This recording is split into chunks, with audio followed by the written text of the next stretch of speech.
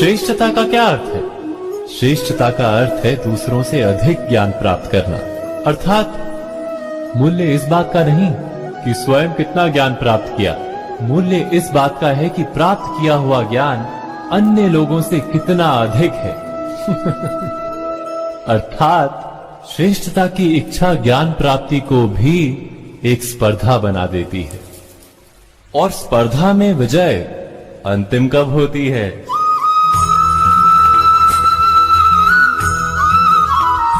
कुछ समय के लिए तो श्रेष्ठ बना जा सकता है, किंतु सदा के लिए कोई श्रेष्ठ नहीं रह पाता। फिर वही असंतोष, पीड़ा और संघर्ष जन्म लेता है। किंतु श्रेष्ठ बनने के बदले यदि उत्तम बनने का प्रयत्न करें तो क्या होगा? उत्तम का अर्थ है कि जितना प्राप्त करने योग्य है वो सब प्राप्त करना, किसी से अधिक पाने की इच्छा से नहीं, मात्र आत्मा की तृप्ति हेतु कुछ प्राप्त करना। उत्तम के मार्ग पर किसी अन्य से स्पर्धा नहीं होती, स्वयं अपने आप से स्पर्धा होती है। अर्थात उत्तम बनने का प्रयत्न करने वाले को देर अबेर सारा ज्ञान प्राप्त हो जाता है, बिना प्रयत्न के ही वो श्रेष्ठ बन जाता है।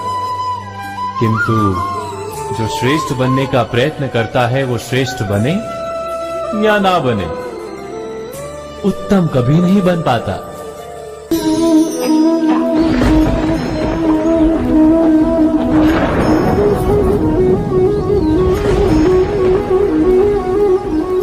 सपनों और पूर्वाभासों के आधार पर हम भविष्य के सुख दुख की कल्पना करते हैं। भविष्य के दुख का कारण दूर करने के लिए हम आज योजना बनाते हैं। किंतु कल के संकट को आज निर्मूल करने से हमें लाभ मिलता है या हानि पहुंचती है, ये प्रश्न हम कभी नहीं करते।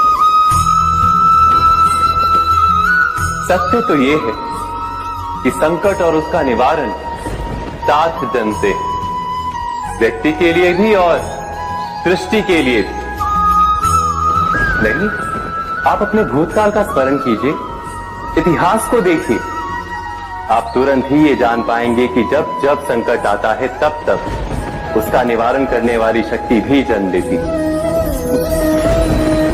यही तो जगत का चलन है। वस्तुतः संकट ही शक्ति के जन्म का कारण है। प्रत्येक व्यक्ति जब संकट से निकलता है तो एक पद आगे बढ़ा होता है, अधिक चमकता है, आत्मविश्वास से अधिक भरा होता है, न केवल अपने लिए अपितु विश्व के लिए भी। क्या ये सत्य नहीं? वास्तव में संकट का जन्म है एक अवसर का जन्म, अपने आप को बदलने का, अपने विचारों को ऊंचाई पर करने का अवसर, अपनी आत्मा को बलवान और ज्ञान मंडित बनाने का अवसर। जो ये कर पाता है उसे कोई संकट नहीं होता, किंतु जो ये नहीं कर पाता वो तो स्वयं एक संकट है विश्व के लिए। विचार कीजिए।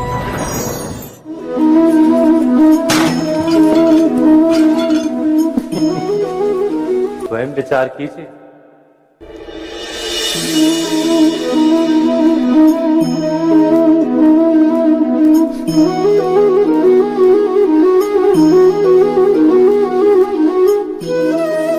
जीवन का हर क्षण निर्णय का क्षण होता है। प्रत्येक पद पर दूसरे पद के विषय में कोई निर्णय करना ही पड़ता है, और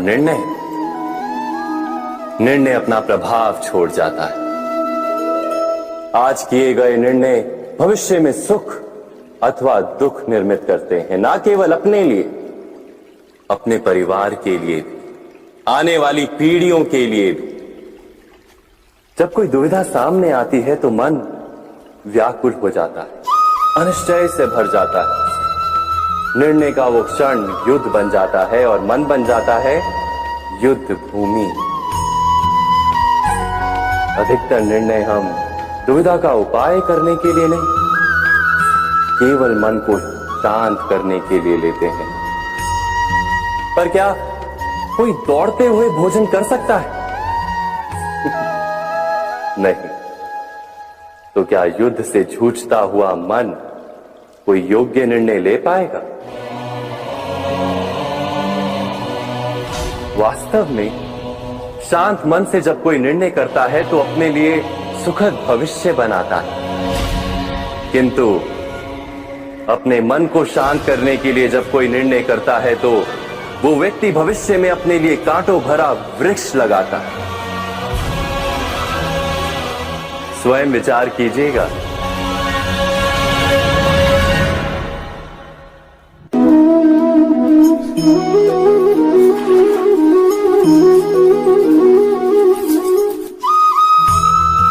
जीवन में आने वाले संघर्षों के लिए जब मनुष्य स्वयं को योग्य नहीं मानता, जब उसे अपने ही बल पर विश्वास नहीं रहता, तब वो सद्गुणों को त्याग कर दुर्गुणों को अपनाता है।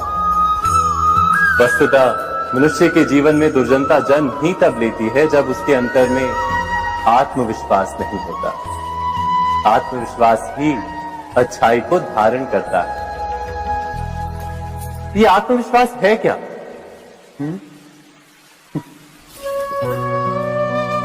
जब मनुष्य ये मानता है कि जीवन का संघर्ष उसे दुर्बल बनाता है, तो उसे अपने ऊपर विश्वास नहीं रहता।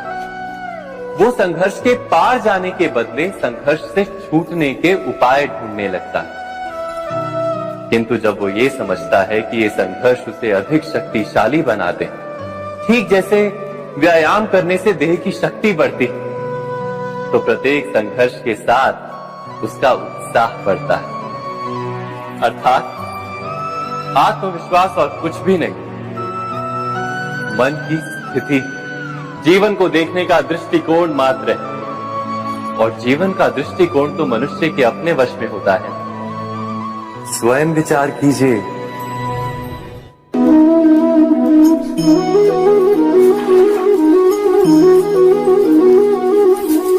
पिता सदा ही अपने संतान के सुख की कामना करते हैं, उनके भविष्य की चिंता करते रहते हैं।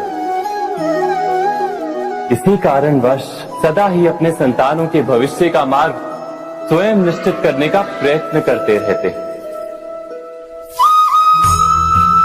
जिस मार्ग पर पिता स्वयं चला है, जिस मार्ग के कंकर पत्थर को स्वयं देखा है, मार्ग की छाया, मार्ग की धूप को स्वयं जाना है, उसी मार्ग पर उसका पुत्र भी चले, यही इच्छा रहती है हर पिता की।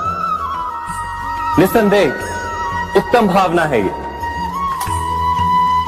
किंतु 3 प्रश्नों के ऊपर विचार करना हम भूल ही जाते हैं। कौन से प्रश्न? प्रथम प्रश्न, क्या समय के साथ प्रत्येक मार्ग बदल नहीं जाते? क्या समय सदा ही नई चुनौतियों को लेकर नहीं आता? तो फिर बीते हुए समय के अनुभव नई पीढ़ी को किस प्रकार लाभ दे सकते हैं? दूसरा प्रश्न, क्या प्रत्येक संतान अपने माता पिता की छवि होता है? हाँ, संतानों को संस्कार तो अवश्य माता पिता देते हैं, किंतु भीतर की क्षमता तो ईश्वर देते हैं।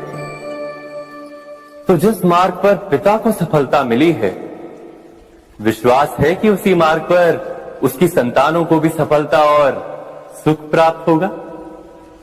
तीसरा प्रश्न, क्या जीवन के संघर्ष और चुनौतियां लाभकारी नहीं होती? क्या प्रत्येक नया प्रश्न एक नए उत्तर का द्वार नहीं खोलता? तो फिर संतानों को नए नए प्रश्नों, संघर्षों और चुनौतियों से दूर रखना, ये उनके लिए लाभ करना कहलाएगा या हानि पहुंचाना?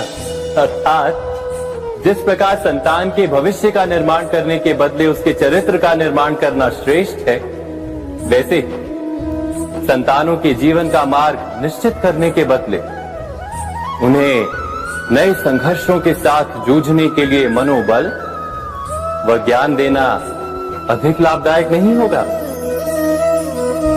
स्वयं विचार कीजिए। मनुष्य की सबसे बड़ी दुर्बलता क्या होती है? सोचिए। धन, प्रेम, अहंकार। मनुष्य की सबसे बड़ी दुर्बलता होती है उसके रहस्य। चाहे आप कितने भी शक्तिशाली क्यों ना हो, कितने भी प्रबल क्यों ना हो, परंतु उसके रहस्य उसके नाश की चाबी होती है। इसलिए यदि प्रबल रहना है, शक्तिशाली रहना है, समर्थ रहना है, तो अपने रहस्य को किसी को भी ना बताए, ना मित्र को और ना ही शत्रु को, क्योंकि समय पड़ने पर कब कौन शत्रु हो जाए ऐसा कहना संभव नहीं। विभीषण को रावण के अमृत कुंड का ज्ञात था, इसीलिए प्रभु श्री राम रावण का वध करने में सफल हो सके। इसलिए उचित यही है कि आप अपने रहस्य को स्वयं तक ही सीमित रखें।